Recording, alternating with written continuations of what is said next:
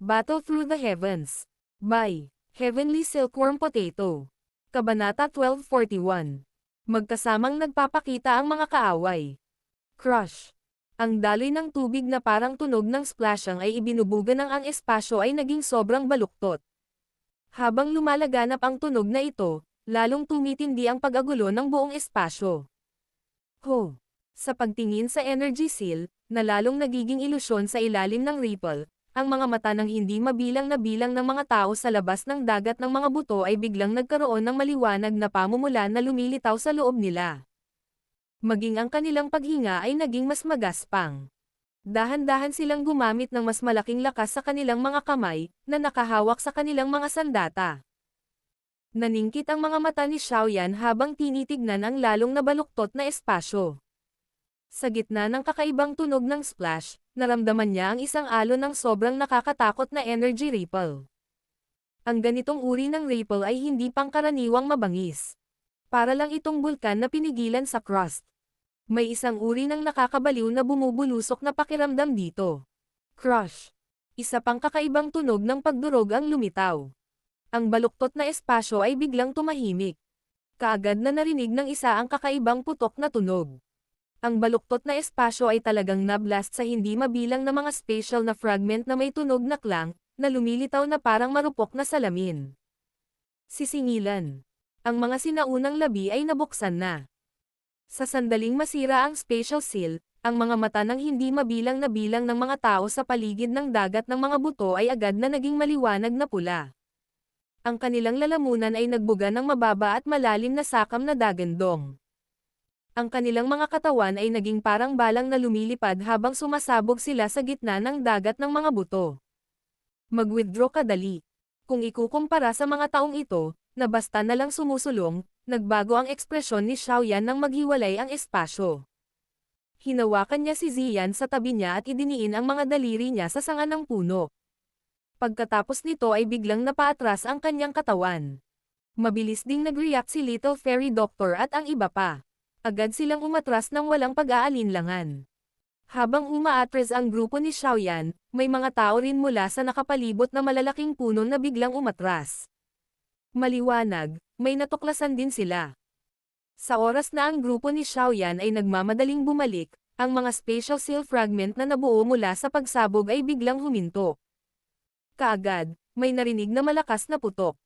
Isang ligaw at marahas na spatial na lakas na magiging sanhi ng kahit isang piling Dao Zone na makaramdam ng palpitate ng kanilang puso, tanggay sa lahat ng direksyon tulad ng isang bagyo.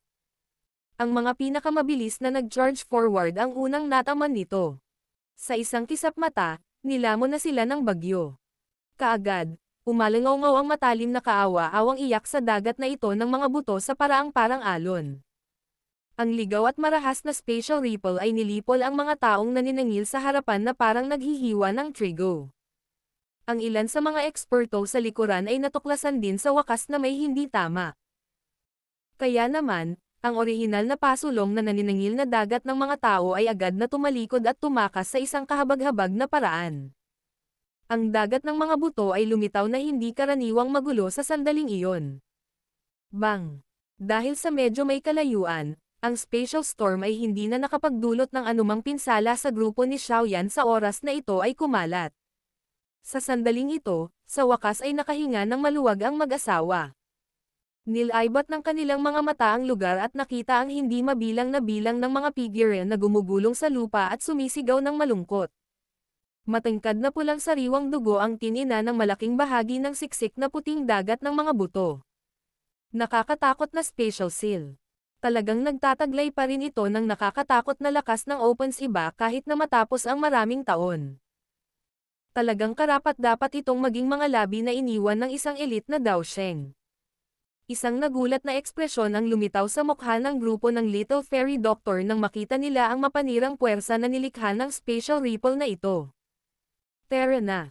Masyadong balisa ang mga taong ito. Karapat-dapat silang maging malas. Ngumiti si Xiaoyan. Ikinumpas niya ang kanyang kamay at ang kanyang katawan ay nag-transform sa isang sinag ng liwanag na bumaril sa dagat ng mga buto.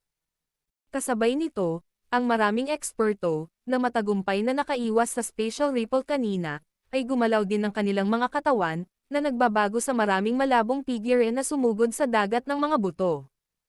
Ang dagat ng mga buto ay napakalawak. Pagkatapos lamang na sumugod ang grupo ni Xiaoyan ay natuklasan nila na mayroong isang matayog na taluktok ng bundok tulad ng malaking tabas na malabong naruroon sa loob ng dagat ng mga buto. Kung titingnan sa malayo, para bang mayroong isang sinaunang mabangis na hayop na gumagapang sa ilalim ng dagat ng mga buto, na nagiging sanhi ng pagkagulat sa puso ng isa. Ang bilis ng paglipad ng grupo ni Xiaoyan ay hindi sinasadyang bumagal ng husto nang makita ang malaking tabas. Mula sa naunang spatial storm, naunawaan nila na ang lugar na ito ay hindi pala kaibigan. Kung hindi sila mag-iingat, posibleng mawalan pa sila ng buhay sa lugar na ito. Kasunod ng kanilang unti-unting paglapit, ang puting fog na nasuspine sa loob ng dagat ng mga buto ay unti-unting nagiging manipis. Ang napakalaking bagay na iyon ay sa wakas ay lumitaw din sa harap ng paningin ng grupo ni Xiaoyan. Isa itong malaking bulwagan. Isa itong 10,000 talampakang malaking bulwagan na tila isang maliit na bundok. Kung ikukumpara sa ganitong uri ng malaking bulwagan, ang sangay na bulwagan ng Hall of Soul na huling nakita ni Xiaoyan ay naging napakaliit. Isang pakiramdam ng pagiging maliit ay biglang mabubuo kapag ang isa ay tumingin sa napakalaking bagay na ito na nakatayo sa lugar na ito. Matangkad na pula ang malaking bulwagan. Kung titingnan mula sa malayo, tila may nagliliyab na apoy mula rito, lumilitaw na kakaiba sa gitna nitong makapal na puting dagat ng mga buto. Ang mga nakapaligid na eksperto ay ganoon din ang absent-minded dahil sa laki nitong maliwanag na pulang malaking bulwagan matagal bago sila nakabawi. Nagkatinginan sila at may nakita silang nanginginig na ekspresyon sa mga mata ng isa't isa. Talagang karapat-dapat itong maging isang lugar na naiwan ng isang daosheng. Ang kadakilaan na ito ay talagang sapat na maringal at makapangyarihan. Swoosh swoosh. Unti-unting binawasan ng maraming figure ang kanilang bilis bago huminto ng 100 metro mula sa maliwanag na pulang malaking bulwagan. Ang malaking bulwagan ay lumitaw na mas malaki kapag nakatayo sa lugar na ito. Sa isang sulyap, ang tuktok ng bulwagan ay lumitaw na umabot sa mga ulap. Hindi katakataka na dapat itong sakop ng isang spatial seal. Ang napakalawak na bulwagan ay magiging isang nakasisilaw na pag-giral kahit saan man ito ilagay. Hindi sinasadyang umiling si Xiaoyan nang pagmasdan niya itong maliwanag na pulang malaking bulwagan. Inakay niya ang lahat na dahan-daang lumapag 100 metro ang layo. Ang elite na daosheng mula noong sinaunang panahon ay talagang gagawa ng napakalaking labi. Malamang na mayroon siyang isang mayamang pundasyon. Tila hindi masasayang ang paglalakbay na ito. Sa sandaling ito, maraming eksperto sa labas ng maliwanag na pulang malaking bulwagan ang patuloy na dumating. Gayunpaman, walang pinili na manguna sa paghakbang sa 100 metrong radius. Ang mga makakarating sa lugar na ito ay pawang mga tao mula sa malalaking paksayon o may malaking kakayahan. Naturally, walang sino man ang magiging hanggal na maging isa na namumuno sa kawan sa sandaling ito. Dahil ang mga taong ito ay hindi nababalisa, si Xiaoyan ay natural na hindi nababalisa. Malamang na isang hanggal lamang ang maniniwala na ang gayong mayamang kayamanan ay walang anumang mga hakbang sa pagtatanggol. Habang si Xiaoyan ay naka-cross-arms sa kanyang dibdib at tahimik na naghihintay, bigla niyang naramdaman ang isang pares ng malamig na mga mata na pumikit. Agad na tumaas ang kilay niya. Ibinaling niya ang tingin at agad itong itinoon sa pinanggalingan ng nagyayelong malamig na mga mata na iyon. Ang may-ari ng nagyayelong malamig na mga mata ay isang ginang na may makukulay na damit. Ang kanyang marangal na pag-uugali ay nagpatalsik sa kanya sa paraang walang ordinaryong tao ang maglalakas loob na tumingin sa kanya ng diretso. Ang kanyang hugis phoenix na buhok ay nagdagdag din ng ilang maharlika sa kanyang kilos. Feng Qing'er. Hindi napigilan ng mga daliri ni Xiaoyan ang paghagod sa isa't isa nang makita niya ang pamilyar na mukha na ito. Hindi inaasahan na makikita niya ito sa lugar na ito. Napakaraming tao ang nagkumpol-kumpol sa tabi ni Feng Qing'er. Ang mga tao mula sa Wind Lightning Pavilion ay kasama nila. Sa sandaling ito, malinaw na natuklasan ng grupong ito ng mga tao ang grupo ni Xiaoyan. Isang malamig na ekspresyon ang bumungad sa kanilang mga mata. Nilaibat ng mga mata ni Xiaoyan ang grupong ito ng mga tao. Pagkatapos nito, huminto sila sa isang lugar sa tabi ni Feng Qing'er. May isang matangkad na lalaking may puting buhok na nakasuot ng matangkad na damit sa lugar na iyon. Ang lalaki ay mga 30 o higit pa. Gayunpaman, ang ganitong uri ng edad ay walang alinlangan na bata para sa tribo ng Heaven Demon Phoenix. Napakagwapo nitong lalaking may puting buhok. Ang nakangiti niyang mukha ay naging dahilan upang lumitaw siya na parang isang pinagpalang tao. Sa isang sulyap, masasabing hindi siya ordinaryong tao. Ching-er, iyon ba ang taong sinabi mong may Essence Demon Phoenix Blood? Sa sandaling ito, ang puting buhok na lalaki ay sumulyap din kay Xiaoyan at tumawa sa mahinang boses. Oo. Gayunpaman, hindi inaasahan na pagkatapos lamang ng hindi pagkikita sa kanya sa loob ng ilang taon, talagang nakarating na siya sa klase ng Daozun. Kinagat ni Feng Chang'er ang kanyang mga pilak na ngipin at hindi sinasadyang magsalita. Hihihi. Daozun. Ha. Pagkatapos nito, matatanggap mo rin ang mana mula sa tribo. Sa oras na iyon, hindi imposibleng makapasok sa klase ng Daozun. Bahagyang ngumiti ang may puting buhok at mamulong. Kung tungkol sa Xiaoyan na iyon, ipaubaya mo na lang siya sa akin. Hindi alintana kung taglay niya ang dugo ng demonyong Phoenix Essence, malalaman natin kung ibabalik natin siya para sa pagsusuri. Kahit na nakalunok na siya ng Essence Blood, magkakaroon din tayo ng paraan para pinuhin ito mula sa loob ng kanyang dugo. Bahagyang tumango si Feng Chang'er. Bagamat si Xiaoyan ay sumulong sa klase ng Daozun, mayroon siyang malaking kumpiyansa sa taong nasa tabi niya. Ang huli ay nakatanggap ng mana ng mas maaga kaysa sa kanya at lubos na pamilyar sa paggamit ng minanang lakas. Maaari siyang may rank sa top 10 kahit na sa lahat ng nakababatang henerasyon sa loob ng Heaven Demon Phoenix Tribe. Hindi dapat masyadong mahirap ang pakikitungo kay Xiaoyan. May isang landas patungo sa langit na hindi mo tinatahak. Sa halip, pinili mong tumalon sa impyerno, na walang daan na patungo sa loob. Kung nanatili ka sa Central Plains, baka wala akong magawa sa iyo. Gayunpaman, nailigtas mo ang iyong sarili dito. Kung ganoon, huwag mong sisihin ang miss na ito sa pagtanggap nito. Isang malamig na kislap na mata ni ang tumawa sa loob ni Feng. Sa harap ng nagyayelong malamig na titig na binaril ni Feng Chang'er, sumulyap lang si Xiaoyan sa kanya bago binawi ang kanyang mga mata. Nararamdaman niya ang layunin ng pagpatay sa lalaking may puting buhok sa kanya. Bahagyang nagulat si Xiaoyan sa huli na naabot niya ang lakas ng isang Daozun sa ganoong edad. Ang Heaven Demon Phoenix ay hindi isang ordinaryong magical beast. Palibhas ay nagmamay-ari ng Ancient Heaven Phoenix Bloodline, nagtataglay din sila ng maraming paraan para lubos na mapataas ang lakas ng kanilang mga miyembro ng tribo. Sa kabuuan, gayunpaman, ang ganitong uri ng lakas na nakuha sa pamamagitan ng pag-asa sa kanilang mana, sa huli ay may ilang puwang kong ihahambing sa kanyang lakas, na nakuha mula sa pagsasanay. Ang ganitong uri ng pagkakaiba ay hindi halata kapag ang isa ay tumingin sa ibabaw. Gayunpaman, ang ilang mga pahiwatig ay mabubunyag kapag ang isa ay nakipaglaban sa iba. Sa kasalukuyang lakas ni Xiaoyan, siya ay karaniwang may kumpiyansa na maging matagumpay kapag nakikipagkita sa sinuman mula sa nakababatang henerasyon hanggat hindi ito kakaibang pag-iral. Noon, ito ang kaso ni Yi Chen. Sa kasalukuyan, ito ay magiging pareho sa puting buhok na binata. Inilipat ni Xiaoyan ang kanyang mga mata mula kay Feng Chang'er. Tumingin siya sa paligid niya at medyo naging interesante ang ekspresyon ng mukha niya. Ito ay dahil marami na talaga siyang nadiskubreng pamilyar na mukha mula sa iba't ibang malalaking paksayon na dumating mula sa lahat ng direksyon. Bukod dito, marami sa kanila ang may matinding galit kay Xiaoyan. Wind Lightning Pavilion, Heaven Demon Phoenix Tribe, Ice River Valley, Profound Zuan Sect. Nilaybot ng mga mata ni Xiaoyan ang mga paksayon na ito na may galit sa kanya. Sa isang iglap, hindi niya sinasadyang umiling at bumuntong hininga. Sa pagkakataong ito, nakapasok na talaga siya sa pugad ng mga lobo. Battle Through the Heavens.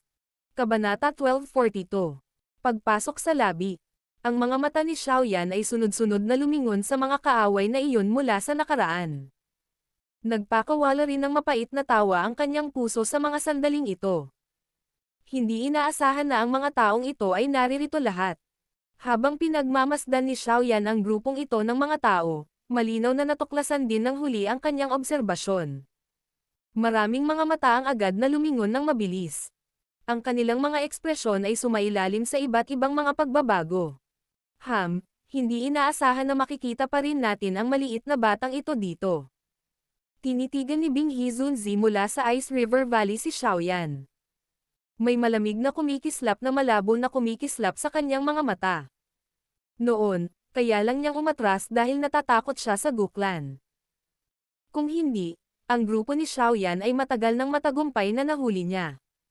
Sa kasalukuyan, lahat ng uri ng tao ay nagtipon-tipon dito. Kung magkakaroon ako ng pagkakataon pagkatapos na makapasok sa labi, baka makaatake ako. Sa oras na iyon, hanggat palihim ko itong ginagawa, kahit ang angkan ng Gu ay hindi na ito mapapansin. Dahan-daang pinaikot ni Bing Hizunzi ang Snow White na storage ring sa kanyang daliri.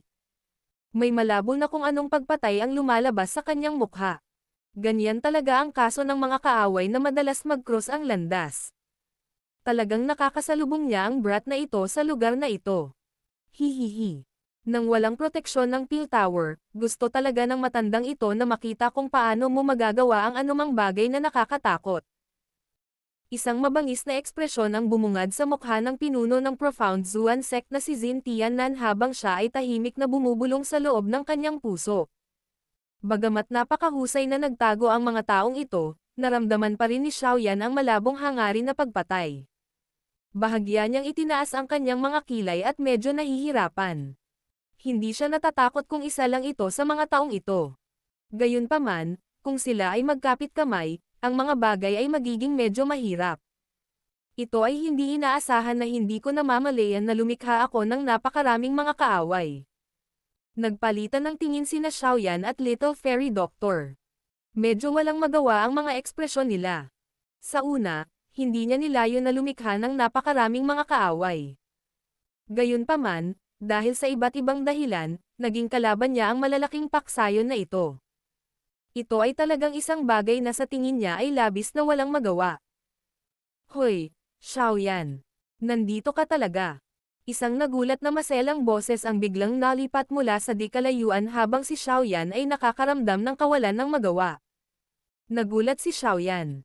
Itinaas niya ang kanyang ulo, at nakita niya ang isang babaeng nakasuot ng pulang damit na gumagamit ng isang pares ng magagandang malalaking mata para titigan siya. Ang magandang hitsura ng huli ay nagbigay kay Xiaoyan ng pamilyar na pakiramdam. Tang Wooer. Bahagyang gamulo ang isip ni Xiaoyan at agad siyang naalala. Agad na tumaas ang kilay niya. Dahil dumating na ang batang miss ng Burning Flame Valley, malamang na dumating din ang pinuno ng Burning Flame Valley, si Tang Jin. Lumingon ang mga mata ni Xiaoyan habang nag-iisip sa ganitong paraan sa loob ng kanyang puso. Agad niyang nakita ang pulang damit na si Tang Wooer, na nasa tabi ni Xiaoyan. Ang matandang lalaki, na puno ng ngiti, ay nakakagulat na pinuno ng Burning Flame Valley, si Tang Jin. Hihihi. Batang kaibigan na si Xiaoyan, matagal na mula noong huli tayong nagkita. Maganda ka pa rin gaya ng dati. Tumawa si Tang Jin sa harap ng mga mata ng maraming eksperto sa paligid. Pinamunuan niya ang mga eksperto mula sa Burning Flame Valley patungo kay Xiaoyan, pinagsalikop ang kanyang mga kamay at tumawa. Masyadong magalang si Valley Chief Tang. Mas lumakas ka sa edad nitong ilang taon na hindi tayo nagkikita. Hindi manaliit ni Xiaoyan si Tang Jin habang nagmamadaling sumagot ng nakangiti. Ang Burning Flame Valley ay maaaring ituring na isa sa mas mataas na ranggo na malaking paksayon sa loob ng Central Plains. Si Tang Jin ay isa ring kilalang eksperto. Ang kanyang pagkilos ay natural na makaakit ng pansin ng maraming tao. Kaya naman, sina Feng Qing'er, Bing Hizunzi at ang iba pa ay hindi sinasadyang nagkunot ng kanilang mga kilay nang makita nila ang eksenang ito. Walang sino man sa kanila ang umasa na si Xiaoyan ay magkakaroon ng ganoong relasyon. Sa loob ng maikling 2 taon, hindi ka lang naging kampyon ng Peel Gathering kundi sumulong ka pa sa klase ng Daozun. Ang mabilis na bilis na ito ay nagiging sanhi ng kahihiyan kahit sa matandang ako. Kumilos si Tang Jin na parang hindi niya napansin ang mga titig na iyon. Nilaybot ng kanyang mga mata si Xiaoyan at bumantong hininga. Ang sinabi niya ay ilang taos-pusong salita. Noong una niyang nakilala si Xiaoyan noon, ang huli ay kaka-advance pa lang sa Daozang class. Gayunpaman, sa susunod na pagkikita nila, matagumpay na nakasulong si Xiaoyan sa isang Daozun. Ang ganitong uri ng bilis ng pagsasanay ay talagang isang bagay na walang makakapantay. Hindi tumugon si Xiaoyan sa buntong hininga ni Tang Xin. Ngumiti lang siya, iniba ang paksa at tumawa. Dumating din ba ang punong lambak na si Tang dahil sa mga sinaunang labi sa pagkakataong ito? Ang mga sinaunang labi ay bihira at ang mga bagay na naiwan ng isang elite na si Dao Sheng ay mas bihira. Dahil ito ang mga labi ay lumitaw, natural na kailangan kong pumunta at magkaroon ng kaliwanagan. Tumawa si Tang Xin. Ang kanyang mga tingin ay random na lumipad sa paligid niya. Sa kanyang matalas na mata, natural niyang masasabi na maraming malalaking paksayon ang naruroon na may ilang galit kay Xiaoyan. Kabataang kaibigan na si Xiaoyan, mukhang hindi maganda ang sitwasyon mo ngayon. Ang swerte ko ay masama. Ikinaway ni Xiaoyan ang kanyang kamay at nagsalita sa casual na paraan. Hihihi. Kung mayroon kang kailangan ng tulong pagkatapos mong pumasok sa labi, maaari mo lang akong tanungin. Noon, tinulungan mo ang matandang ito na magpino ng Fire Bodhisattva Pill. Ang matandang ito ay may utang pa rin sa iyo. Malumanay na sagot ni Tang Xin. Kung talagang darating ito hanggang sa yugtong iyon, tiyak na darating si Xiaoyan at hihingi ng tulong sa iyo. Bahagyang ngumiti si Xiaoyan at marahang tumanggo.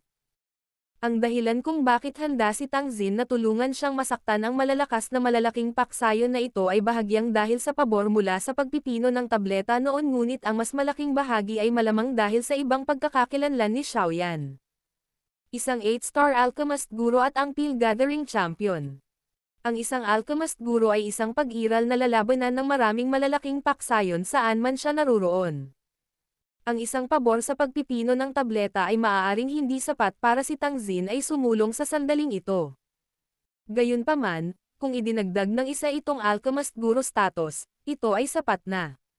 Ang Xiaoyan mula noon ay maaaring hindi tunay na tinitingnan ni Tang Xin bilang isang dalubhasa ng mas matandang henerasyon. Gayunpaman, ang kasalukuyang Xiaoyan ay nagtataglay na ng kwalifikasyon na seryosong tingnan ni Tang Xin. Siyempre, mahirap sabihin kung ang mga bagay ay uunlad sa yugtong iyon. Bagamat maraming makapangyarihang tao ang kasalukuyang tumitingin kay Xiaoyan sa malisyosong paraan, mahirap sabihin kung sino ang mananalo kung talagang sasabak sila sa isang buong labanan. Bukod dito, lahat ng mga taong ito ay gustong makuha ang Tian class na Dao skill mula sa mga labi. Kaya naman, malabong magkaroon sila ng madugong labanan sa grupo ni Xiaoyan bago nila makuha ang Tian class na Dao skill. Pagkatapos ng lahat, kailangan pa rin nilang magpanatili ng kaunting lakas para agawin ang Tian class na Dao skill. Bukod pa rito, kung tuluyang mahulog sa kanilang mga kamay ang klase ng Tian na Dao skill, magkakaroon sila ng mas kaunting oras para pumunta at makahanap ng gulo sa grupo ni Xiaoyan. Ito ay dahil magkakaroon ng mas malaking bilang ng mga taong mahihirapan sa kanila. Sa makatuwid, sa kabila ng sitwasyong ito ay mukhang mapanganib, hindi ito umabot sa punto kung saan kailangan ni Xiaoyan na humingi ng tulong. Napangiti si Xiaoyan habang ang mga kaisipang ito ay umiikot sa kanyang puso. Itinaas niya ang kanyang ulo at inilibot ang kanyang mga mata sa paligid niya. Sa kasalukuyan, ang malaking bulwagan ay inookupahan ng isang itim na masa ng dagat ng tao. Bukod dito, base sa momentum, tila walang katapusang daloy ng tao ang nagtitipon dito. Kahit na ganito ang nangyari, walang nang-ahas na madaling tumapak sa 100 metrong radius ng malaking bulwagan. Bang! Ang ganitong uri ng pagkapatas ay nagpatuloy ng humigit kumulang 10 minuto bago biglang nanginig ng mabilis ang lupa. Ang malaking bulwagan, na walang anumang aktibidad, ay biglang lumikha ng isang malakas na dagandong. Kaagad, nakita ng lahat ang isang matingkad na pulang batong pinto na tumitimbang ng tonelada ay dahan-daang binuksan. Isang maitim na lagusan ang bumungad sa likod nito. Nabuksan na ang pasukan. Namula agad ang mga mata ng medyo marami nang makita ang eksenang ito. Ang ilang mga tao ay hindi makontrol ang kanilang sarili. Agad nilang inilipat ang kanilang mga katawan at lumitaw sa labas ng lagusan sa loob ng ilang kidlat. Agad naman silang sumugod sa gitna ng malakas na tawanan. Ang dagat ng mga tao ay agad na nagkagulo nang makita nilang may nangunguna sa daan. Maraming figure ang mabilis na kumikislap habang umaakyat sila sa tunnel. Sa pagtingin sa ganoong paraan, tila natatakot sila na ang mga kayamanan sa loob ay agawin ng mga nauna sa kanila. Kung ikukumpara sa kawalang ingat ng mga taong ito, ang grupo ni Xiaoyan ay hindi gumawa ng anumang pagkilos. Kung napakadaling pumasok sa mga labi na naiwan ng isang piling tao na si Dao Sheng, ito ay talagang magiging katulad ng larong pambata. Puff! Ang katotohanan ay talagang tulad ng inaasahan ni Xiaoyan. Di nagtagal pagkatapos ng napakaraming tao na pumasok sa tunnel, ang madilim na itim na lagusan ay biglang naging maliwanag na pula. Unti-unting nahati ang matigas na lupa. Pagkatapos nito, nakita ng lahat ang matingkad na pulang kumukulong mainit na lava na tumutulo mula sa loob. Kasabay nito, ang mga dingding ng maluwang na lagusan na iyon ay bigla ding nagluwa ng maraming mga haligi ng malademonyong bughaw na apoy. Ang sinumang humipos sa mga blue fire na tabletang ito ay magiging isang tumpok ng abo bago pa man sila makapagpalabas ng isang malungkot na hiyaw. Ang biglaang hindi inaasahang pagbabagong ito ay naging sanhi ng tuluyang pagkawala ng mga tao sa loob ng tunnel sa isang iglap. Nagmamadaling itinigil ng mga taong iyon na papasok na sana ang kanilang mga katawan sa gulat. Gayunpaman, diretso pa rin silang kinatok ng mga taong sumusulpot mula sa likuran. Kaya naman, umalangaw-ngaw kaagad ang isang matalim na kaawa-awa. Magulo na naman ang labas ng malaking bulwagan. Saglit na nagpatuloy ang kaguluhan bago tuluyang tumahimik ang mga pangyayari. Nagkaharap sila at ang kasakiman sa kanyang mga mata sa wakas ay naging mas malabo sa ilalim ng banta ng kamatayan. Isang firepath lang talaga ang gustong pigilan tayo. Habang tumahimik ang lahat, sa wakas ay nagsimulang kumilos ang malalaking paksayon na iyon. Maaaring mapanganib ang landas ng apoy na ito ngunit wala itong anumang nakamamatay na banta sa kanila. Di nagtagal pagkatapos tumunog ang mga salitang ito, makikita ng isang tao ang maraming maringal na Daochi na lumalabas. Kaagad, ang Daochi ay nagtagal sa kanilang mga katawan habang sila ay nagtransform sa maraming mga light figure na sumugod sa landas ng apoy na may mainit na tunog. Sa pagkakataong ito, hindi agad sinunog ng mga haligi ng apoy ang kanilang mga katawan nang sila ay binaril. Sa halip, nauwi ito sa isang pagkapatas kasama ang maringal na Daochi. Sa pagtatanggol ng Daochi, ang mga ekspertong ito ay nagmamadali ring sumugod patungo sa dulo ng tunnel.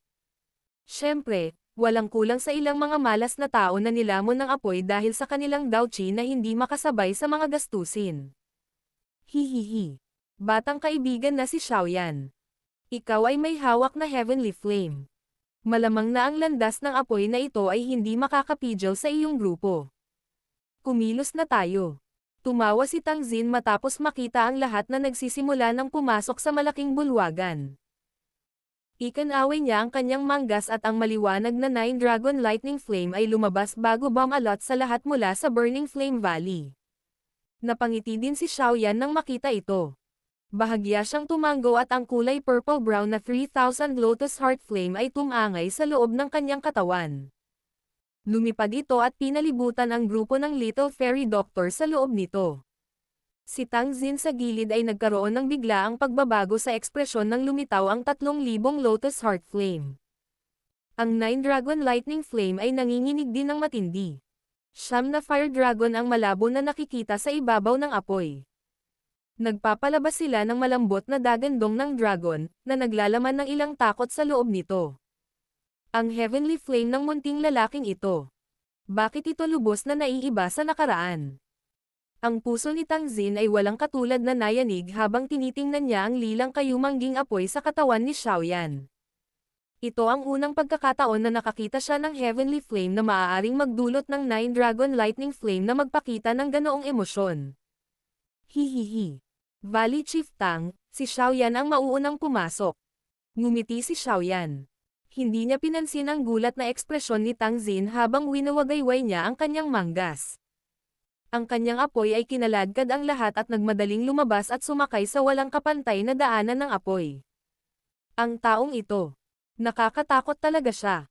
Battle Through the Heavens. Kabanata 1243. Ang daan ng apoy na may isa pang lihim. Sizzle. Ang lilang kayumangging apoy ay nakabalot sa grupo ng Little Fairy Doctor. Para lang itong fire dragon na mayabang na sumugod mula sa hindi mabilang na bilang ng mga tao. Nagdulot ito ng ilang kaguluhan nang siya ay direktang sumugod sa hindi karaniwang mainit na landas ng apoy. Pagkatapos mag-charge sa daanan ng apoy, malinaw na itinaas ng 12-dosenang beses ang temperatura sa paligid. Ang nakapaligid na matitigas na matangkad na pulang bato ay sinunog hanggang sa ganap itong mapula. Ang mainit na lava sa ibaba ay patuloy na tumalsik na parang bukal. Ang mga piraso ng mainit na batong iyon na nasa lava ay nagtataglay din ng napakalaking nakamamatay na puwersa. Kung siya ay pabaya, maaaring tumagos ito sa Douchi at maging dahilan upang tuluyang mabutas ang isa. Gayunpaman, ang landas ng apoy na ito, na maaaring maging mahirap sa iba, ay hindi nagtataglay ng kaunting kahirapan para kay Xiaoyan. Dahil pinoprotektahan ng 3,000 Lotus Heart Flame ang katawan, hindi alintana kung ito ay ang lava o ang nakapalibot na demonic blue fire pillars na pinaputok, hindi sila nakapagdulot ng anumang pinsala kay Xiaoyan. Ang paggamit ng Heavenly Flame ay ganap na nahayag sa sandaling ito. Sa sandaling ito, may napakaraming eksperto na sumusulong ng buong lakas. Tinakpan ng Majestic Douchi ang kanilang mga katawan hanggang sa wala ni Katie Ting na puwang na nabuo. Bagamat natiis nila ito at nakapasok, malinaw na hindi sila kasing relax ng grupo ni Xiaoyan. Ang asol na apoy na ito ay nagtataglay ng mahiwagang epekto ng pagkatunaw ng Douchi. Kapag ang dalawa ay nasa isang pagkapatas, ang bilis ng isang tambucho na Douchi ay lalampas sa inaasahan ng marami. Batay sa rate ng pagkonsumo na ito, kahit ang isang piling tao na Daozang ay hindi makakapagtiis ng matagal. Habang ang mga taong ito ay nagtitiis sa apoy at lava habang sila ay mabangis na sumusulong, nakita din nila ang grupo ni Xiaoyan, na tila umuusad sa isang nakaka-relax na paraan. Lahat ng mata nila ay medyo natigilan. Hindi pinansin ni Xiaoyan ang mga titig na ito. Isang pag-iisip ang dumaan sa kanyang puso at ang lilang kayumangging apoy ay nalanta. Iniwan nito ang lahat habang mabilis itong sumugod sa malalalim na bahagi ng landas ng apoy. Sa tulong ng Heavenly Flame, ang rate ng pagsulong ng grupo ni Xiaoyan ay medyo mabilis. Sa loob ng ilang minuto, direkta nilang nalampasan ang ilan sa mga eksperto, na mas nauna sa kanila na pumasok. Kahit na ganito ang kaso, hindi pa rin nila makita ang dulo ng landas ng apoy. Talagang karapat-dapat itong maging mga labi na naiwan ng isang piling Daosheng. Ang landas ng apoy na ito ay talagang napakahaba. Mukhang malas ang ilang mga tao. Hindi sinasadyang tumawa ng mahina ang Little Fairy Doctor nang makita ang eksenang ito.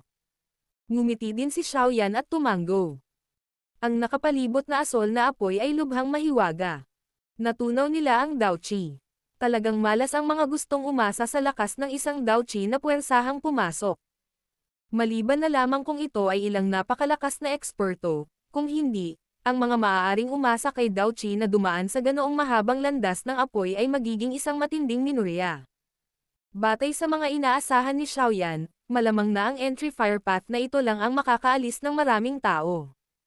Oy, hindi ba iyon ang grupo ng Ice River Valley sa harap? Nilaybot ni Tian Wu Zunzi ang kanyang mga mata sa harapan ng lagusan at biglang nagsalita. Itinaas ni Xiaoyan ang kanyang mga kilay at napasulyap nang marinig ito. Sa katunayan, nakita niya ang isang malaking kumpol ng puting kulay na fog na tumatagos sa lugar na hindi kalayuan sa harapan. Malabo ang nakikita ng isang tao sa loob ng fog. Si Xiaoyan ay lubos na pamilyar sa malamig na hanging iyon.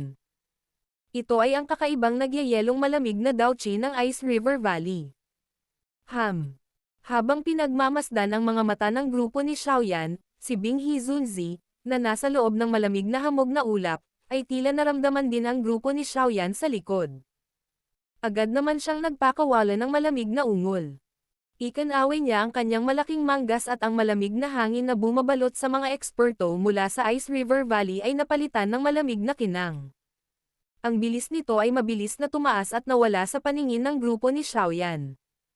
Itong mga kakilakilabot na karakter, mabilis ba silang tumakbo dahil natatakot sila na atakihin natin sila? Ibinuka ni Xiongzhan ang kanyang bibig at nagsalita ng may paghamak nang makita niya ito. Ngumiti si Xiaoyan.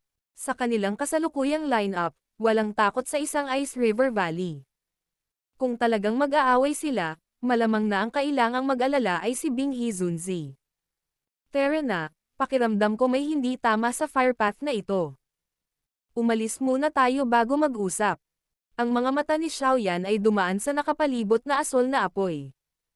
Hindi sinasadyang kumunot ang noo niya.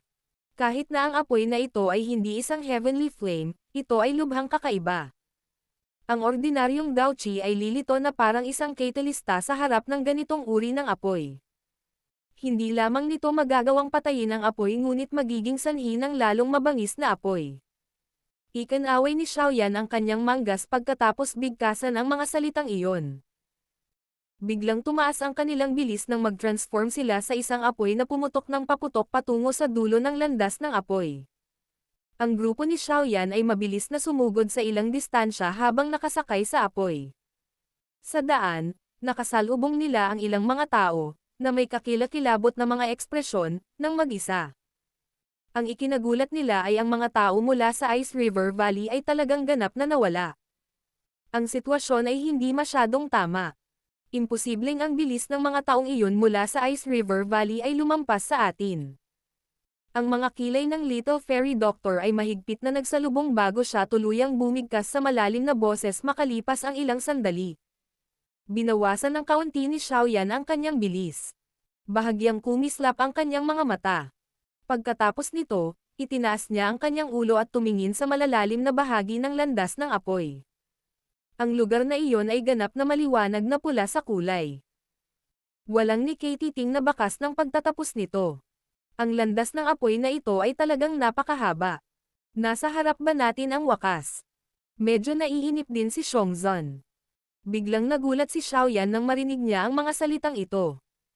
Agad niyang ibinaba ang katawan. Ang mga mata niyang iyon ay kumikislap, tila may naiintindihan siya. Nagsalita siya sa malalim na boses. Ang landas ng apoy na ito ay isang bitag. Ang landas sa harap natin ay hindi ang tunay na ruta patungo sa mga labi. Kung patuloy tayong maglalakbay sa daanan ng apoy, ang Daochi sa loob ng ating mga katawan ay mauubos sa madaling panahon. Kung ang landas ng apoy na ito ay hindi ang totoong pasukan, nasaan ang totoong pasukan kung gayon? Tumaas ang kilay ni Little Fairy Doctor. Napatingin din ang mga mata niya sa matangkad na pulang dingding sa tabi niya nang magsalita siya. Ang mga pader na iyon ay itinayo mula sa isang napakatigas na matangkad na pulang bato ng magma. Maging ang grupo ni Xiaoyan ay hindi matukoy kung ano ang ganitong uri ng bato. Gayunpaman, tiyak na hindi ito isang ordinaryong bagay kung ito ay mapipili ng isang piling tao na si Dao Sheng upang itayo ang mga labi na ito. Malinaw na hindi dapat tangkaing sirain ito ng may malupit na puwersa. Inihayag ni Xiaoyan ang isang pagpapahayag ng malalim na pag-iisip. Biglang bumaba ang kanyang mga mata pagkaraan ng ilang sandali. Sa wakas, itinigil niya ito sa matangkad na pulang malapot na magma sa ibaba at dahan-daang sinabi. Ang dahilan kung bakit nawala ang mga miyembro ng Ice River Valley ay malamang dahil natuklasan ni Bing Hizunzi ang totoong pasukan. Gayunpaman, ang kaliwat kanan at tuktok ng tunnel na ito ay mga pader na bato. Ibig mong sabihin, ang daanan ay hindi sa harap kundi sa ibaba. Nagtatakang tanong ni Little Fairy Doctor. Talagang tuso ang may-ari nitong labi. Sinong ordinaryong tao ang lulandag sa lava ng walang dahilan? Ang mukha ni Tian Wuzunzi ay katulad din ng pagkatulala. Hihihi. Hindi katakataka na ang mga miyembro ng Ice River Valley ay nagmamadaling paalisan tayo. Talagang ayaw nilang hanapin natin ang totoong pasukan. Tumawa si Xiaoyan. Nagbigay siya ng paalala sa lahat bago iwinagayway ang kanyang manggas. Lila kayo manggiapoy na nakabalot sa lahat.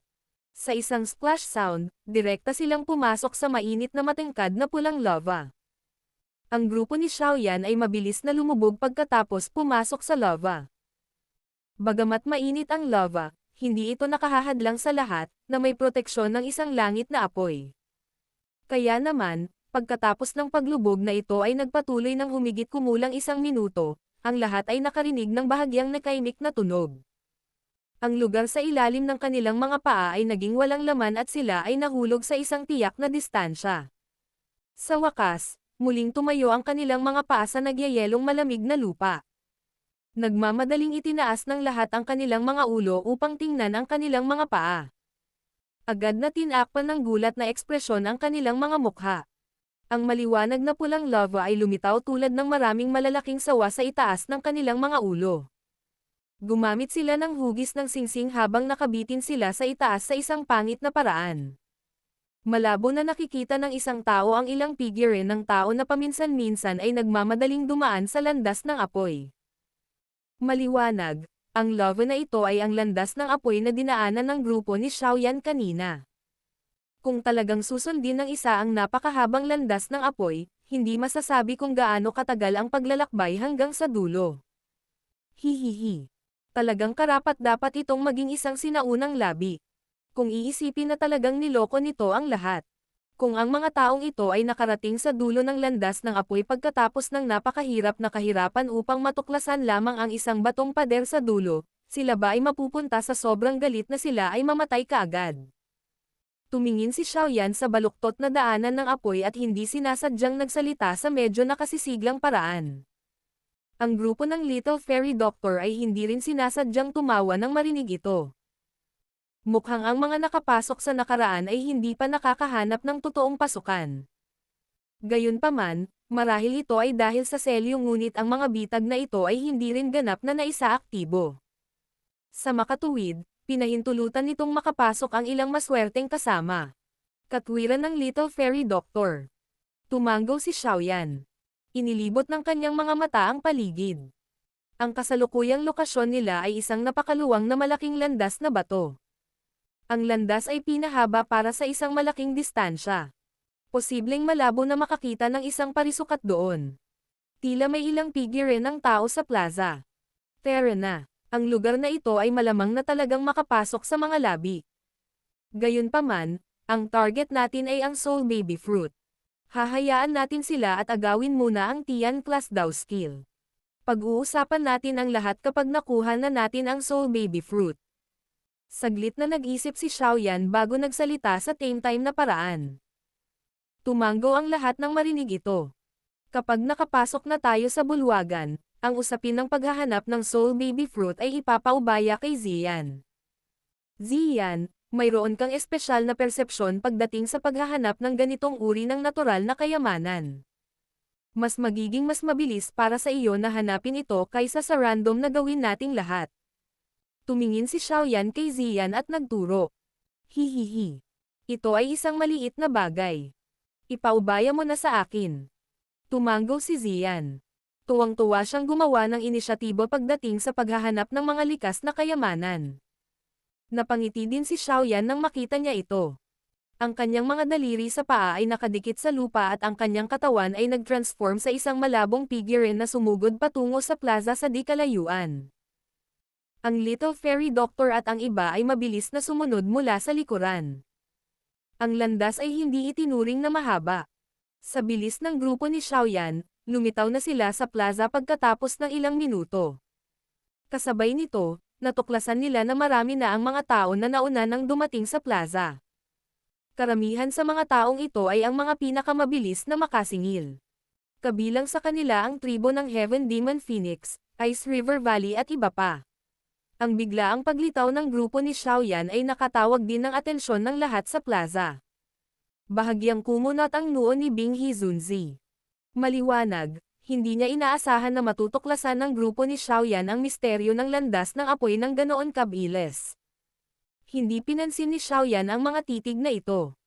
Huminto ang kanyang mga mata sa gilid ng plaza nang humakbang siya sa lugar. May napakabigat na pintong bato sa lugar na iyon. 10 tuwid na parang sibat ang nakatayo sa lugar na iyon nang walang anumang paggalaw. Ang balat ng mga katawan na ito ay maliwanag na kulay pilak. Walang laman ang kanilang mga mata at walang ekspresyon. Para silang ilang lumang bangkay. Earth Demon Puppet. Ang sulok ng mga mata ni Xiaoyan ay hindi sinasadya nang makita niya ang pagkakaroon ng mga bangkay na ito na parang nilalang. Labis na nabigla ang kanyang puso habang umuungol. Battle through the heavens. Kabanata 1244. Magpasuko. Malamang si Xiaoyan ang taong pinakapamilyar sa ganitong uri ng silver puppet sa mga naruroon. Ito ay dahil napino din niya ang isa sa kanyang sarili. Bukod dito, itong kasalukuyang Earth Demon Puppet ay nag-evolve na hanggang sa yugto ng Sky Demon Puppet. Ang mga puppet sa labas ng pintong bato ay ganap na maliwanag na pilak. Maliwanag, sila ay nasa antas pa rin ng Earth Demon Puppet.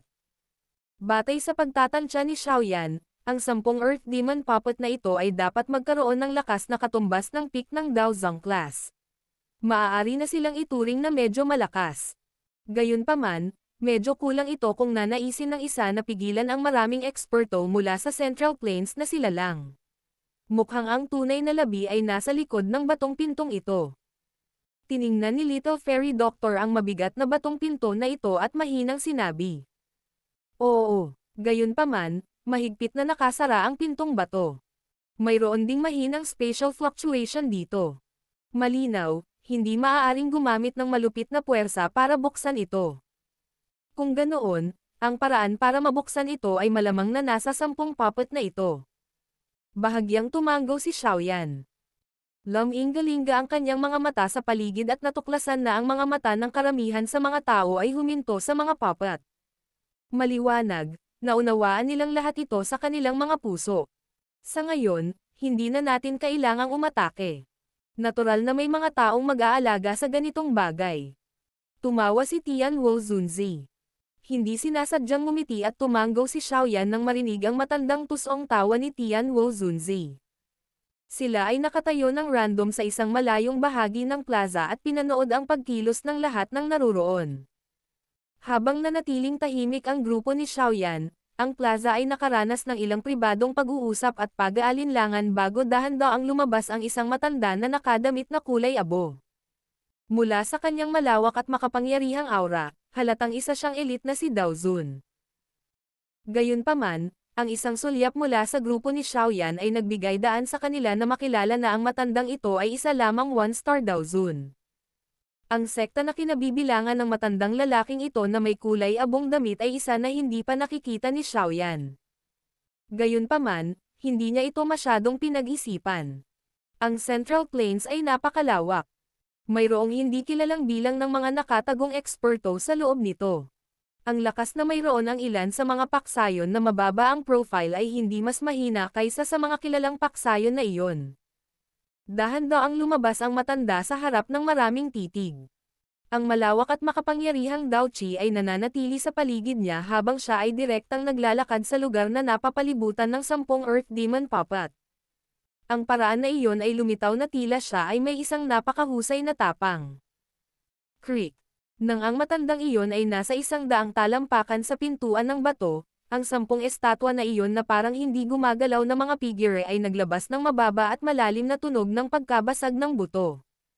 Kaagad, 10 nagyayelong malamig na walang laman na mga mata ang diretsyong tumitig sa matanda na may kulay abong damit. Nakakuyom ang kanilang mga kamay at bumungad sa kanila ang pilak na liwanag. 10 maliwanag na pilak na mahabang sibat ang lumitaw sa kanilang mga kamay. Sizzle. Kumikislap ang maliwanag na pilak na ilaw. Ang 10 figure ay parang kidlat habang nagdadala sila ng malakas na hangin at sinalakay ang matanda na nakadamit kulay abo. Hahaha. Isa lang itong sirang puppet. Pero, balak mong harangan ang matandang ito. Tumawa ng malakas ang matandang nakaabo na nakadamit nang makita ito. Sumakay siya sa grupo ng mga pupe na walang armas sa kanyang mga kamay. Lumubog ang maharlikang Dao Qi. Sa bawat pag-iwas niya ng kanyang kamao, pipilitin niyang paatras ang isang pupe.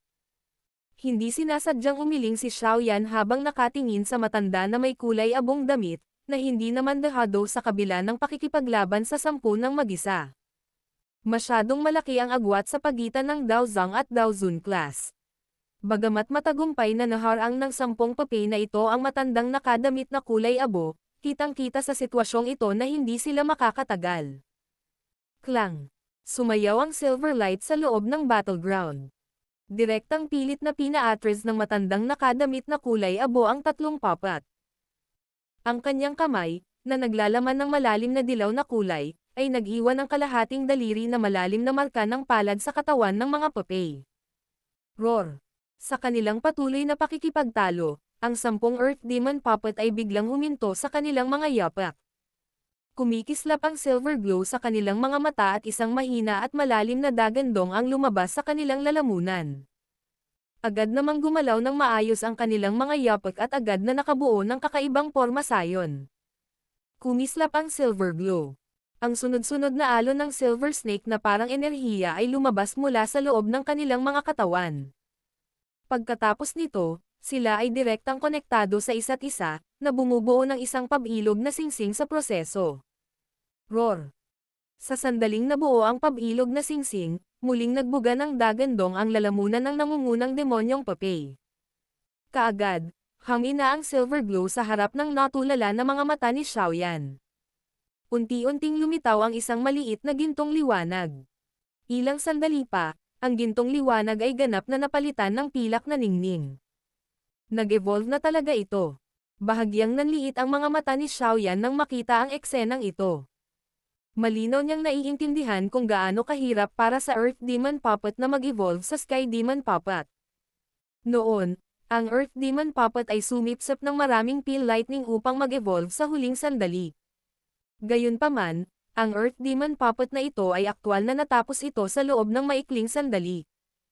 Ito ang epekto ng formation. Hindi nakapagtataka na ito ay isang bagay na iniwan ng isang elite na Daosheng.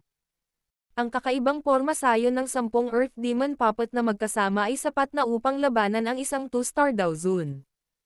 Ang matandang ito ay magiging malas. Mabilis na kumalma si Xiaoyan at mahinang bamulong sa kanyang sarili matapos ang pagkabigla sa kanyang puso ay nagpatuloy ng ilang sandali. Swoosh! Ang gintong dilaw na Sky Demon Puppet na iyon sa battleground ay tumapak sa lupa. Nagkalat ang mga basag na linya habang ang katawan nito ay naglalabas ng swoosh, na tunog at lumitaw sa harap ng matanda, na nakaranas ng matinding pagbabago sa ekspresyon. Ang kanyang kamao, na naglalaman ng isang gininto ang ilaw, ay marahas na pinalabas. Bang!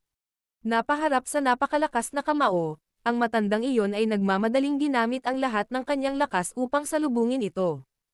Sa sandaling ito, gayunpaman, ang kanyang natural at walang tigil na ugali ay wala na. Ang Heaven Demon Puppet pagkatapos mag-evolve ay may lakas na malayo sa naiisip niya.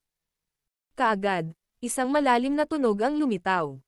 Isang mahinang singhot ang lumabas sa kanyang lalamunan at may bakas ng dugo ang lumabas sa gilid ng kanyang bibig. Sabay suri-suri patalikod.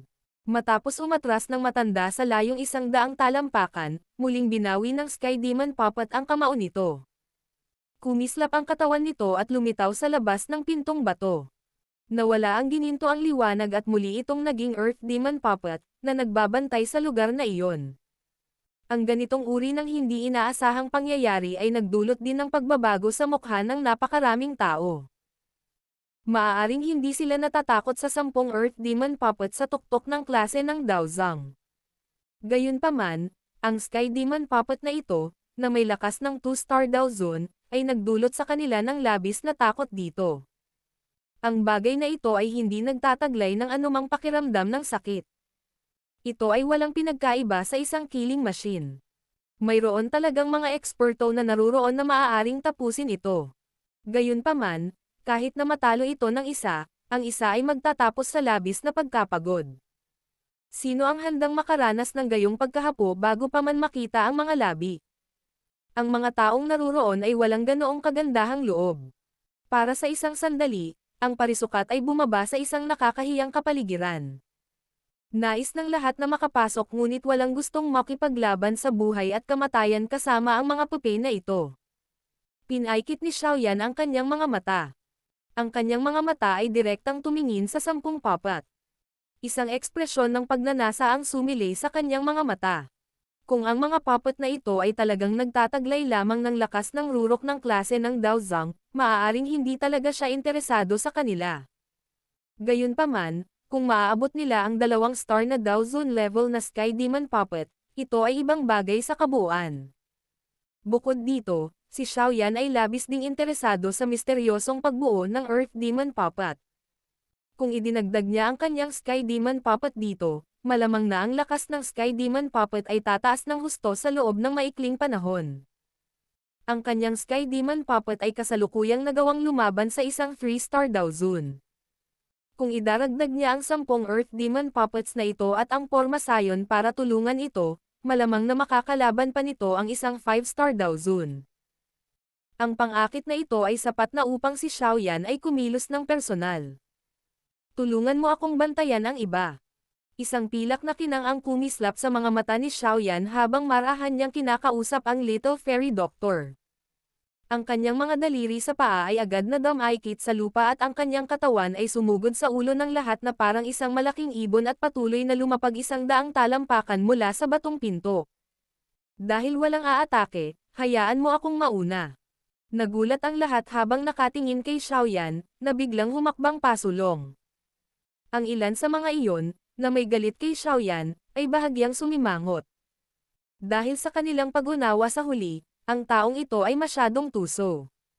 Paano magiging posible para sa kanya na gumawa ng inisyatiba upang harapin ang mga maligalig na puppet na ito? Ang batang ito ay nagkusa na ipakita ang kanyang sarili. Talagang may motibo siya. Bahagyang kumunot ang noo ni Feng Chang'er at mahinang sinabi. Ang lalaking may puting buhok sa gilid ay sumulyap sa likod ni Xiaoyan at tumawa. Siya ay talagang dahan-dahang lumabas at sinabing, sa lakas ng iyong 1-star Dow Zone, hindi ka man lang may kukumpara sa First Elder ng Ground Zuan Sect kanina. Sa tingin ko ay dapat mo na itong kalimutan. Nagkataon lang, medyo interesado ako sa mga puppet na ito. Kung ibabalik ko sila para kumilos bilang mga door guard, mukhang dominante ito.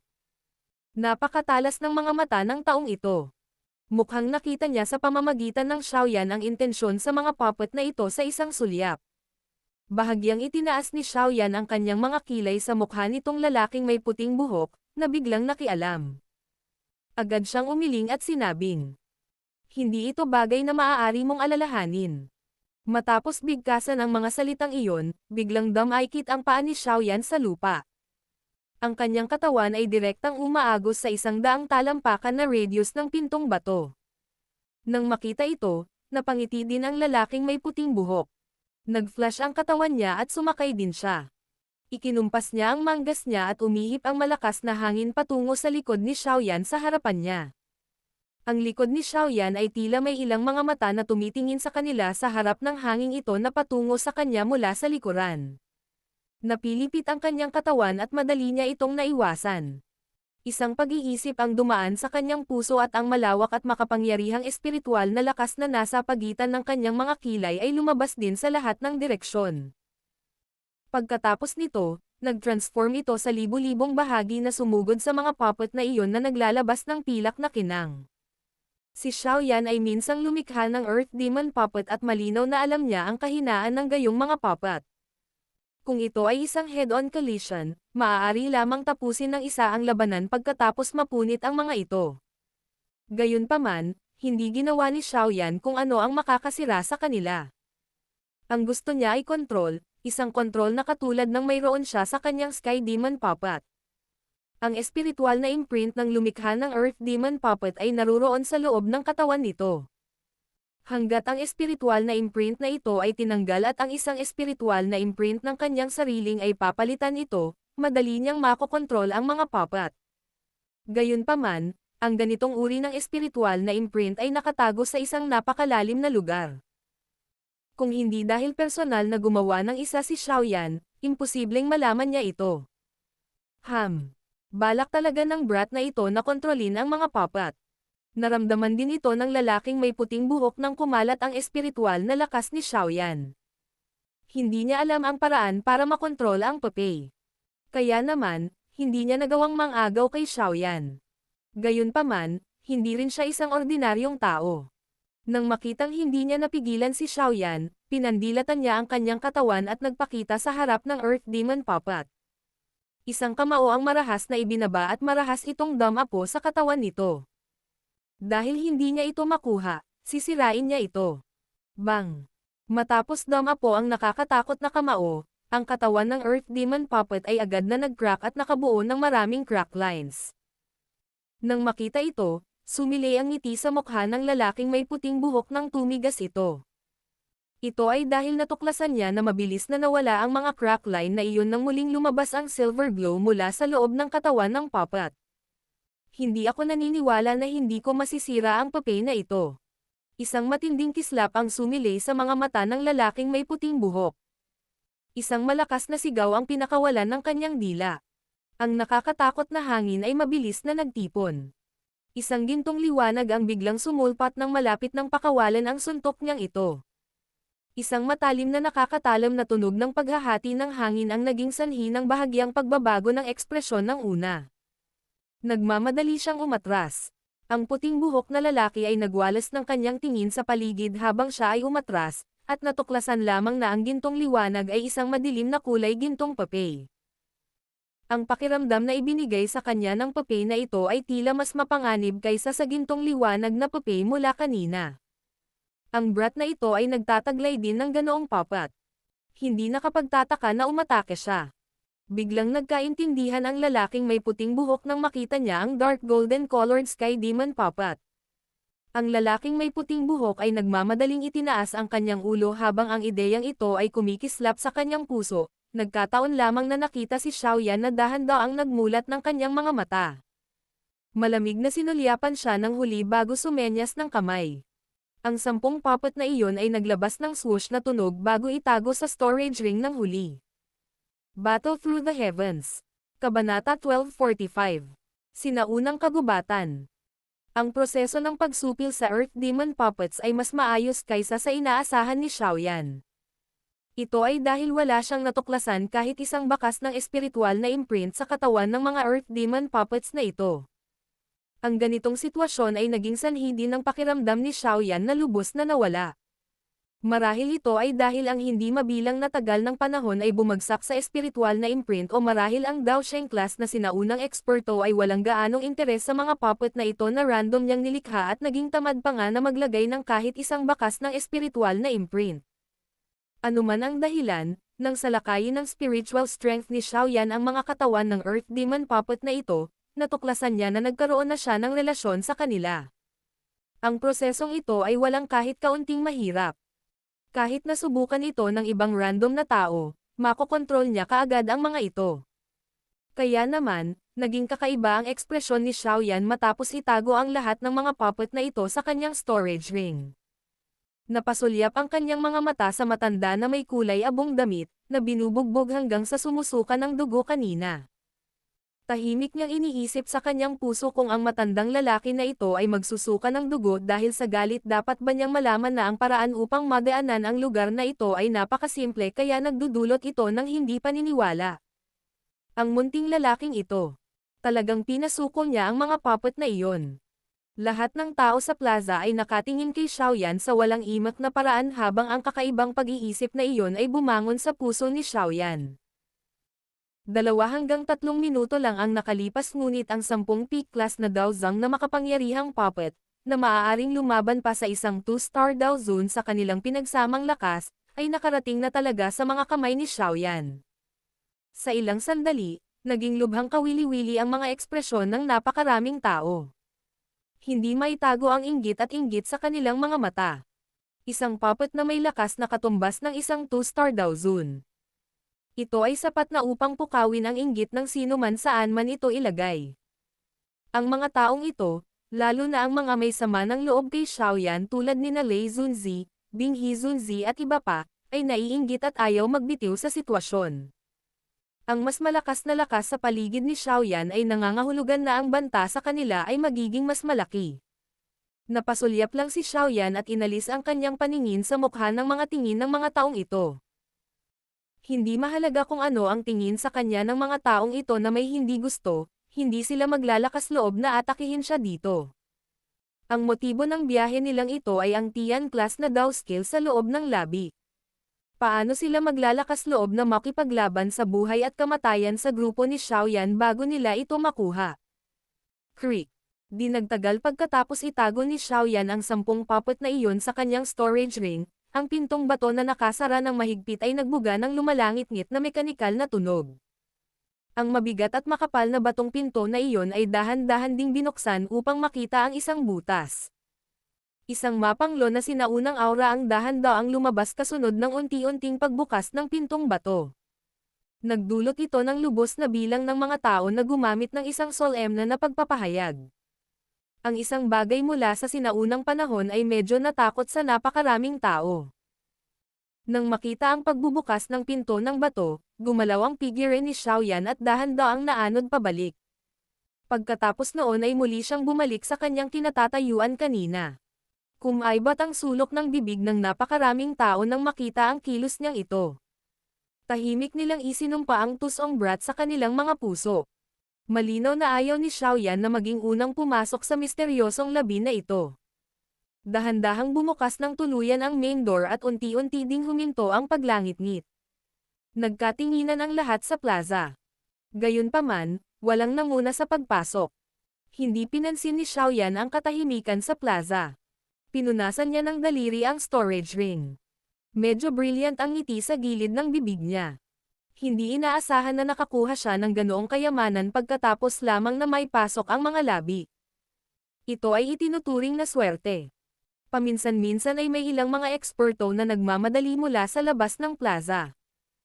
Maliwanag, sila ay mga eksperto na nakatuklas ng sikreto ng landas ng apoy. Nang makita ang dumaraming bilang ng mga eksperto na nagtitipon sa lugar na ito, ang mga eksperto at paksayon na unang dumating ay medyo naiinip. Ilang sandali pa, sa wakas ay may hindi na nakatiis pa at nanguna sa dahan-daang pagpasok sa pintong bato. Sa kabutihang palad, walang miserableng sigaw ang lumitaw sa pagkakataong ito. Lahat ay biglang nakahinga ng maluwag nang makitang walang nangyari sa nangungunang kambing. Tara na, bahagyang ngumiti si Xiaoyan. Isang mahinang sigaw ang pinakawalan niya habang nakatapak ang paa niya sa lupa. Ang kanyang katawan ay nag-transform sa isang itim na anino na sumugod sa mga labi sa likod ng pintong bato sa bilis na parang kidlat. Mabilis na sumunod si Little Fairy Doctor at ang iba pa sa likuran niya. Ang tusong lalaking ito. Napakaraming tao ang nagmura sa kanilang mga puso nang makita nilang gumalaw kaagad si Xiaoyan matapos makitang walang panganib. Mabilis din nilang ginalaw ang kanilang mga katawan at pinataas ang kanilang bilis sa maximum. Lahat sila ay bumaha sa malaking bulwagan na parang tubig baha. Mabilis na pumasok ang grupo ni Xiaoyan. Sa isang kisap mata, nakapasok na sila sa pintong bato. Pagkatapos nito, ang kanilang bilis ay nabawasan. Natulala ang kanilang mga mata habang pinagmamasdan ang eksenang lumabas sa kanilang harapan. Ang bagay na lumitaw sa harap nila ay isang walang kapantay na malaking bulwagan. Pakiramdam ng isang tao ay napakaliit kapag nakatayo sa malaking bulwagan na ito. Tumingin ang lahat sa kanilang paligid at natuklasan na may napakaraming malalalim na koridor sa paligid ng malaking bulwagan na umaabot sa hindi kilalang lokasyon. Sa sandaling ito, medyo marami na ang mga paksayon at eksperto na umaksyon. Nagsimula na silang maghiwalay at sumugod patungo sa landas na iyon. Ziyan, may nararamdaman ka ba? Nagtaas ng kilay si Xiaoyan habang tinitingnan ang mga landas na ito na hindi nakikita ang mga dulo. Lumingon siya kay Ziyan sa gilid at nagtanong. Ang lugar na ito ay ang entrance area pa rin ng malaking bulwagan. Tiyak na magiging mas komplikado pa ang loob nito. Mahihirapan talaga silang maghanap kung random silang nag-charge. Nakakaamoy ako ng ilang pabango ng mga sangkap na panggamot. Gayunpaman, ito ay napakalabo. Pinaikit ni Ziyan ang kanyang ilong at sinabing, "Pangunahan ang daan." Nagmamadaling sinabi ni Xiaoyan na may kagalakan. Naiintindihan. Tumanggaw si Ziyan. Tinukoy niya ang kanilang direksyon bago sumugod sa isang daanan sa kaliwa ng malaking bulwagan. Nagmamadaling sumunod ang grupo ni Xiaoyan. Ang landas ng malaking bulwagan ay napakalawak. Ang mag-asawa ay lumitaw na parang maliliit na ibon na lumilipad sa loob nito. Posible rin na makita ang ilang iba pang mga eksperto na dumarating upang maghanap ng mga kayamanan sa daan. Buti na lang at hindi sila tumungo at nakaistorbo sa grupo ni Xiaoyan. Paminsan-minsan ay may ilang mga silid na matatagpuan sa dalawang gilid ng landas na ito. Kung minsan, ang isang malaking grupo ng mga tao ay nagdudugtong na parang mga bandido at nagsimulang lubusang halughugin ang mga silid. Bagamat napaka-barbaric ng pagkilos na ito, mayroon talagang ilang maswerteng tao na nakahanap ng ilang chi method at Dao skills. Gayunpaman, hindi masyadong mataas ang kanilang klase. Ang pinakamaganda sa lahat ay nakarating lamang sa D-class. Kahit na ganito ang kaso, ang nakakuha ng kayamanan ay maaakit pa rin ng maraming nagninangas na mainit na titig.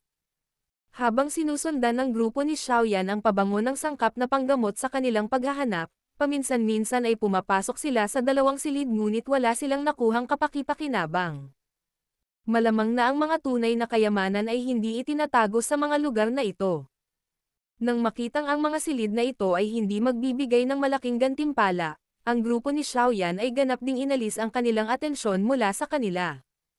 Nakatuon sila sa pagsunod sa likod ni Ziyan. Pagkatapos nilang lumipad ng humigit kumulang 15 minuto o higit pa sa koridor, unti-unting huminto si Ziyan sa harapan. Ang mga mata ng grupo ni Xiaoyan ay agad na napalingon sa harapan matapos makitang huminto si Ziyan. May isang napakasinaunang batong pinto sa lugar na iyon. Napakaraming lumot ang umakyat sa pintuan ng bato, na nagpapahintulot sa isa na maramdaman kung gaano nakatagal ang lumipas. Ang lugar na ito ay may pinakamakapal na amoy ng panggamot na sangkap. Malamang na dito nakaimbak ang mga sangkap na panggamot. Siguro kung nasira na ang mga ito pagkatapos ng maraming taon. Tinuro ni Ziyan ang pintong bato at sinabing, malamang. Ang isang piling tao na Dao Sheng ay may maraming paraan para mapanatili ang mga sangkap na panggamot magpakailanman. Umiling si Xiaoyan. Dahan-dahan siyang humakbang pasulong at maingat na tiningnan ang lugar. Pagkatapos lamang niyang matuklasan na walang bitag ay ginamit niya ang kanyang lakas para itulak ang pintuan ng bato. Rumble. Sa gitna ng mababa at malalim na ingay, dahan-daang binubuksan ang lumot na natatakpan ng makapal na mabigat na batong pinto. Ang mga alon ng masaganang panggamot na halimuyak na itinago sa hindi mabilang na bilang ng mga taon ay agad na lumabas.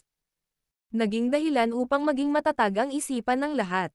Isang sorpresa din ang sumilay sa mga mata ni Xiaoyan nang maamoy niya ang halimuyak na ito. Nilakasan niya ang kanyang kamay at tuluyang nabuksan ang pintong bato.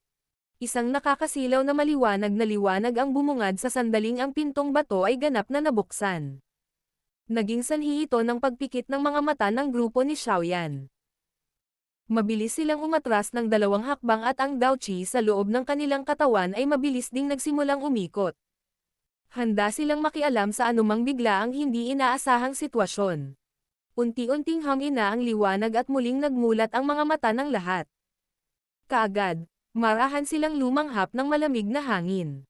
Sa likod ng pintong bato ay hindi isang silid na bato gaya ng inaasahan ng lahat.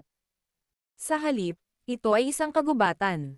Isang sinaunang kagubatan na ganap na binubuo ng iba't ibang pambihira at mahalagang sangkap na panggamot. Kalokohan.